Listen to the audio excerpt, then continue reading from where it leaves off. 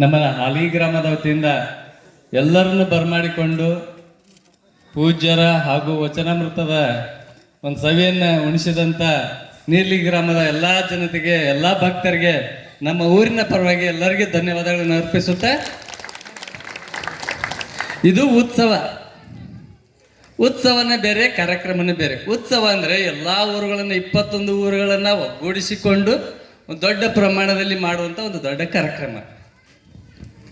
ಇದಕ್ಕಾಗಿ ಎಲ್ಲ ಊರಿಂದ 21 ಗ್ರಾಮಗಳಿಂದ ಪ್ರತಿಯೊಂದು ದಿವಸ ಪ್ರತಿಯೊಂದು ಊರಿಗೆ ಅಜ್ಜವರು ಭೇಟಿ ಕೊಟ್ಟು, ಕಲ್ಮಠದ ಅಜ್ಜವರು ಭೇಟಿ ಕೊಟ್ಟು, ಮೊನ್ನೆ ನಮ್ಮ ಊರಿಗೆ ಬಂದಾಗ ಬರ್ತವೆ ಅಂತ ಹೇಳಿದ್ರು. ನಾವು ಪ್ರೀತಿಯಿಂದ ಅವ್ರನ್ನ ಸ್ವೀಕರಿಸ್ಕೊಂಡ್ವಿ.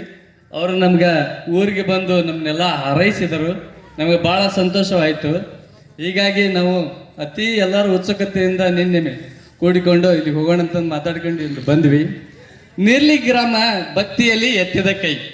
ಒಂದೇ ದೃಷ್ಟಾಂತ ಹೇಳ್ಬಿಡ್ತೀನಿ. ನಾನು 2005ನೇ ಇಸ್ವಿಯಲ್ಲಿ ನಿಮ್ಮೂರಲ್ಲಿ ಗಿರಿಡ್ಡಿನೊಳಗೆ ಕೆಲಸ ಮಾಡಿ. ನಾನು 2005ರಿಂದ 2016ರವರೆಗೆ ಭಕ್ತಿ ಅಂದರೆ ಎಷ್ಟೈತೆ ಅಂದ್ರೆ, ಇಲ್ಲಿ ಹುಲಿಗಮ್ಮ ದೇವರು ಉದ್ಭವಿಸಿದ್ರು.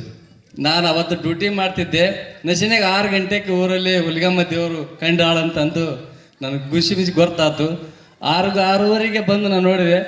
ಆ ದೇವರ ಬಗ್ಗೆ ನೀವು ಎಷ್ಟು, ಇಡೀ ಊರಿನ ಎಲ್ಲ ಜನರು ಸೇರ್ಕೊಂಡು ಎಷ್ಟು ಭಕ್ತಿಯಿಂದ ಆ ದೇವರನ್ನು ನೀವು ರೂಪಿಸಿದ್ರಿ. ಸ್ವಲ್ಪ ದಿನದಲ್ಲಿ ಆ ದೇವರ ಗುಡಿಯನ್ನು ಕೂಡ ನೀವು ರೂಪಿಸಿದ್ರಿ. ಆ ದೇವರಿಗೆ ಸ್ಥಳವನ್ನು ಕೂಡ ಇಲ್ಲಿ ಏನು ನೋಡಿದೆ, ಹಿಂದೆ ಮುಂದೆ ನೋಡ್ದೆ ಗುಡಿಗೆ ಜಗವನ್ನು ಕೊಟ್ಟರು ಗೌಡ್ರು. ಅದೋ ಒಂದು ದೃಷ್ಟಾಂತ ಸಾಕು. ಭಕ್ತಿಯಿಂದ ಎಲ್ಲರೂ ಕೂಡಿಕೊಂಡು ಒಗ್ಗಟ್ಟಾಗಿ ಮಾಡ್ತೀರಿ. ಎಲ್ಲ ದೇವಸ್ಥಾನಗಳು ಮಾಡ್ರಿ. ಸುಮಾರು 2006ನೇ ಇಸ್ವಿಯಲ್ಲಿ ನಿಮ್ಮ ಊರಿನ ಕಲ್ಮೇಶ್ವರ ದೇವಸ್ಥಾನಕ್ಕೆ ಬಣ್ಣ ನಾನೇ ಹಚ್ಚಿದ್ದೆ ಮೇಲೆ ಗೊಬ್ಬರಕ್ಕೆ. ನಿಜಲಿಂಗ ಅಜ್ಜವ್ರು 25,000 ರೂಪಾಯಿ ಕೊಟ್ಟಿದ್ರು ನನಗೆ. ನಾನೇ ಹಚ್ಚಿದ್ದೆ ಅದಕ್ಕೆ ಗೊಬ್ಬರಕ್ಕೆ ಬಣ್ಣನ. ಆ ನಿಜಲಿಂಗ ಅಜ್ಜರು ದಿನ ಹೋಗೋರು, ಬಂದ ತಕ್ಷಣ ಸ್ವಾಮಿ ತಗ ಇವತ್ತಿಷ್ಟು ದುಡ್ಡು ಐತಿ ಅಂತಂದು ಕೊಡೋರು.